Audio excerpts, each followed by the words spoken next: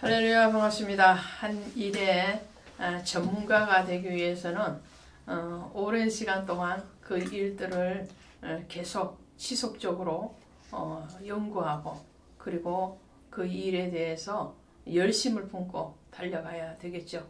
그래서 철을 매일 연마하면 어느 순간에 정말 강철의 무기가 되어져 있는 것처럼, 오늘 우리의 모든 일상이 다람쥐 쳇바퀴 돌듯이 그렇게 가는 것 같으나, 사실은 그 일들을 통해서 일을 지어 성취하시는 여호와 하나님이 영광을 받으시기 위한 연단되어지고 또 훈련되어지고 또 주님 앞에 부끄럽지 않는 사람으로 세워지고 있는 줄로 믿습니다. 그런 의미에서 바이블 스토리 산책 방송이 오늘 또 중단 없는 전진을 하고 있습니다. 오늘 사도행전 24장, 25장 같이 가도록 하겠습니다. 지금 바울이 예루살렘에 올라가서 체포가 되었다가 다시 가이사랴 지방으로 압송이 되어졌죠. 그 가이사랴 지방에서 지금 재판을 또 받고 있는, 신문을 받고 있는 상황이 24장, 25장의 내용입니다. 자, 이것을 살펴보기 위해서는 23장 33절부터 우리가 한번 봐야 되겠죠. 23장 33절에 보시면, 그들이 가이사랴에 들어가서 편지를 총독에게 드리고, 그렇게 되어 있어요. 그러니까 24장에서 이 대제사장 아나니아가 장로들과 함께 나와서 총독에게 바울을 고발하게 되는데요. 이때의 총독은 벨릭스 총독이죠. 벨릭스 총독입니다.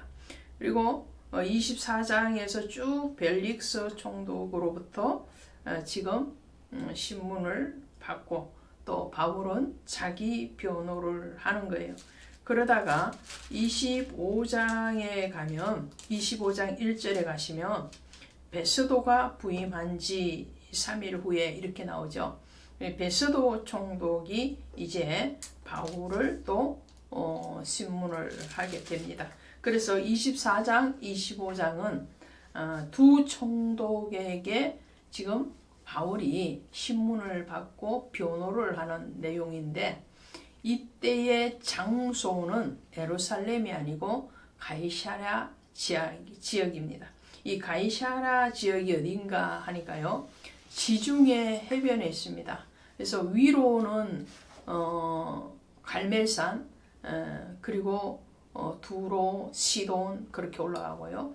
밑으로는 이제 요빠 지역이 있죠. 요빠 지역. 그래서 이 가이사랴 지역은 갈멜산하고 요빠 지역의 중간 지점에 있는 지중해 해안 지역이라고 보시면 되겠습니다. 자, 그런 지역적인 어떤 위치, 또 대상이 누구인가에 대해서 먼저 짚어봤고요. 그래서 이 바울을 고발할 때 제사장들이 어떤 죄목을 가지고 지금 총독 앞에 나왔는가 하니까요. 5절이에요. 우리가 보니 이 사람은 전염병 같은 자라, 천하에 흩어진 유대인을 다 수요하게 하는 자래요. 나사렛 이단의 우두머리요, 또 성전을 더럽히게 함으로 우리가 잡아왔사오니, 이렇게 제목을 굳이 분류를 한다면, 첫 번째로는 유대인들을 해치는 자이다. 그 유대인을 해친다라는 말은, 지금 유대 나라를 로마가 다스리고 있기 때문에 유대인이 폭동을 일으키게 되면 로마의 정치에 부담이 되겠죠. 그러니까 이 말은 다른 말로 하면, 로마의 총독으로 와 있는 이 총독 앞에서 로마의 정권에 위협이 되는 인물입니다. 전염병과 같은 사람입니다. 이 아주 극단적인 표현을 하고 있죠. 그리고 두 번째로는 이 바울은 나사렛 예수를 믿는 이단이다. 정통은 누구라는 거예요? 유대교라는 거죠. 유대교. 유대교는 로마에 의해서 공인이 된 당시의 종교입니다. 그래서 유대 제사장들과 로마의 정권은 매우 긴밀하게 움직이고 있었기 때문에 아직 기독교가 공인되지 않는 입장에서 이 기독교를 이단으로 취급을 했다는 거죠. 세 번째로는 그가 성전을 더럽게 했습니다. 헤롯이 왕이 되면서 예수님 당시에도 헤롯은 이 유대인들에게 환심을 사기 위해서 헤롯 성전을 아주 화려하게 웅장하게 지었죠. 그런 헤롯의 정치적인 입지를 받쳐주는 것이 바로 성전이었거든요. 그러니까 이 성전을 훼손했다라는 말로 이 바울을 고발을 하게 됩니다. 그러나 이것은 다 사실이 아닙니다라고 바울이 변론을 하는 것이 10절부터인데요. 11절에 보시니까 당신이 아실 수 있는 바와 같이 내가 예루살렘에서 예배를 하러 올라간 지 12틀밖에 안 되었고, 그러니까 바울이 3차 전도 여행을 하고 예루살렘에 올라온 지 12일 만에 체포됐다라는 말이에요. 열흘 동안에 무슨 내가 유대인들을 선동하고 로마를 위협하고 그럴 시간이 어디 있었겠습니까? 이런 말을 하는 거죠. 그러면서 다른 제목에 대해서도 그들의 고발이 잘못되었다라고 말을 하는데요. 15절에 가시니까 그들이 기다린 바 하나님께 향한 소망을 나도 가졌으니 곧 의인과 악인의 부활이 있으리라 함이 있도다라고 말을 해요. 자, 그러니까 기독교는 구약 성경을 바탕으로 하고 있다, 이런 말을 하는 거죠. 유대인들이 믿는 것이 모세 오경 율법인데 그 율법은 구약이잖아요. 구약의 성경을 바탕으로 하고 있는 메시아 예수 그리스도는 바로 부활을 증거하고 있다 라고 말을 하는 거죠. 의인과 악인의 부활, 그러니까 의인만 부활하는 게 아니에요. 우리는 기독교가 부활의 신앙이다 라고 하니까 자칫 믿는 자만 부활한다 이렇게 생각을 하는데 아니에요. 오늘 본문의 말씀처럼 악인도 부활하는 거예요. 의인도 부활하는 거예요. 부활하고 난 뒤에 뭐가 있다는 거예요? 영원한 영벌과 영원한 영생이 있는 거죠. 그러니까 죽은 자는 죽은 자들이 다시 무덤에서 일어나고요. 살아있는 자는 살아있는 자가 그대로 부활에 참여하게 되는 거죠. 자, 이 부활은 영원한 심판을 가기 위해서는 반드시 악인과 의인이 부활을 하는데, 그래서 믿지 않는 사람들이 혼회하는 소리가 내가 죽으면 끝이지, 끝이 아니라는 거예요. 끝이 아니고 반드시 부활이 있다라고 말을 합니다. 그래서 기독교가 로마 카톨릭에서 나온 게 아니에요. 로마 카톨릭이 오히려 기독교를 변질시켜서 나간 종교죠. 우리는 신교, 구교 이렇게 나누어서 기독교는 구교인 로마 카톨릭에서 파생된 종교다 이렇게 잘못 알고 있는 분들이 많아요. 그렇지 않습니다. 기독교는 예수 그리스도께서 오심에 대한 약속의 성취예요. 그래서 구약과 신약이 한 성경을 이룬 것처럼 기독교는 하나님의 뭐로부터 나온 거예요. 엄밀하게 말하면. 그래서 이 사실에 대해서 우리는 정확하게 알아야 되겠다라는 거죠.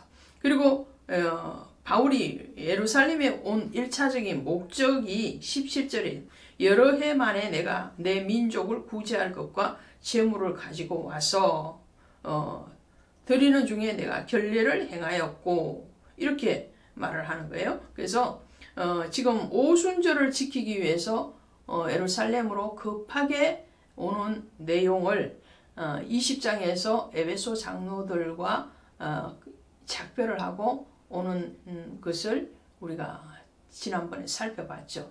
그래서 1차적인 목적은 에베소 교회를 비롯한 이방 교회들이 모 교회인 예루살렘 교회가 어려움 당하고 있다는 소리를 듣고 구제 헌금을 모아서 바울 편에 보낸 거예요. 그것을 전달하기 위해서 예루살렘에 온 것이 1차적인 목적이죠. 2차적인 목적은 성령의 이끌림을 받아서 로마로 가기 위한 과정이었어요. 자, 거기에 대해서 지금 바울이 변론을 합니다. 그러면서 바울이 외친 것은 오직 예수의 부활이었다라는 것을 21절에서 다시 말을 하죠. 오직 내가 그들 가운데 서서 외치기를 내가 죽은 자의 부활에 대하여 오늘 너희 앞에 신문을 받는다 한 이 소리만 있을 따름이니라 하니 그랬어요. 그래서 바울은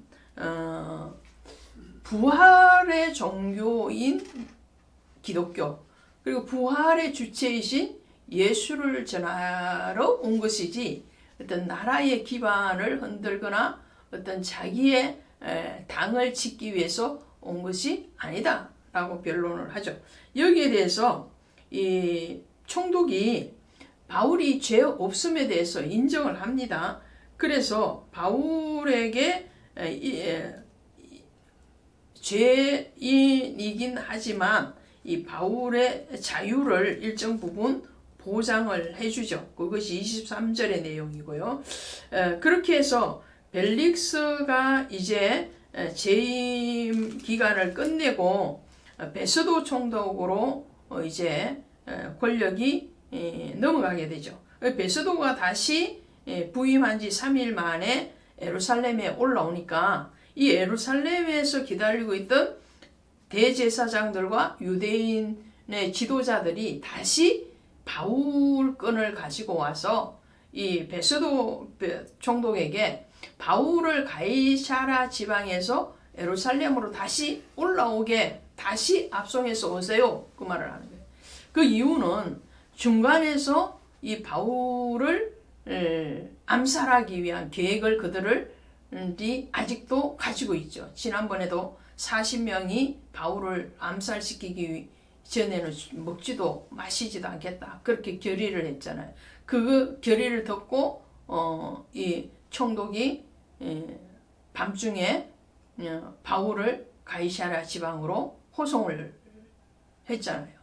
근데 다시 예루살렘으로 돌아오게 하세요. 그 말은 돌아옴의 목적이 아니고 중간에서 해치고자 하는 계획이 있었다라는 것을 이 3절에서 말을 하죠.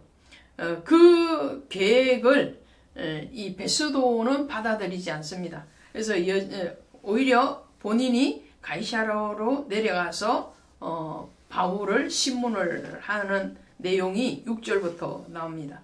바울을 아무리 죄를 징치하려고 해도 그 죄의 증거를 갖지를 못합니다. 그것이 7절에 나오죠. 고발하되 능히 증거를 대지 못하더라. 그리고 바울은 여전히 나는 가이사에게 가야 되겠다라고 말을 하는 거예요. 12절에 보시니까 내가 가이사에게 상소하였으니 가이사에게로 갈 것이라 하니라. 총독이 이제 가이사에게로 이 바울을 보내기로 결단을 합니다. 이 가이사랴 지역에서 지금 24장, 25장을 지나오면서 지금 바울은 2년 동안을 가이사랴 지방에서 신문과 변론을 반복하게 됩니다. 그리고 이제 로마 황제에게 가는데요. 21절에 가시니까 바울은 황제의 판결을 받도록 자기를 지켜주기를 호소함으로 내가 그를 가이사에게 보내기까지 지켜두라 명하였노라 그러죠. 그래서 이때의 가이사는 네로 황제를 얘기합니다. 이 네로 황제는 AD 54년에서 68년까지 왕위에 있었죠. 네로가 폭정을 한 그런 왕, 또 정신병자였다고도 하죠. 자기의 아내 또 아들 많은 사람들을 무참하게 살해한 사람이 네로였고요. 기독교인들을 박해하는 도구로 로마 시내를 불질렀던 왕이 네로이기도 합니다. 그리고 나중에 바울의 순교한 때에 그 순교를 명한 왕도 이 네로입니다. 그렇지만 지금까지 이 네로의 그런 악행은 아직 드러나지 않은 상태에서 바울은 이 가이사 앞에 서게 되는데요. 자, 이제 어디를 보시느냐면요. 27절에 보시니까 그 제목도 밝히지 아니하고 죄수를 보내는 것은 무리한 일인 줄 아나이다 하였더라 그랬어요. 그래서 이 아그리빠 왕에게 이제 바울을 다시 보내게 되죠. 그 내용이 이제 26장에서 나오게 될 것입니다. 그래서 오늘 가이사랴 지방에서 2년 동안 두 총독인 벨릭스 총독과 베스도 총독에게 바울은 자기 변호 그리고 복음을 전하고 있음에 대해서 오늘 살펴봤습니다. 바울은 어떤 자리에 서서라도 그 복음 전하기를 멈추지 않았다라는 것을 오늘 우리가 기억하시기를 바랍니다. 고맙습니다.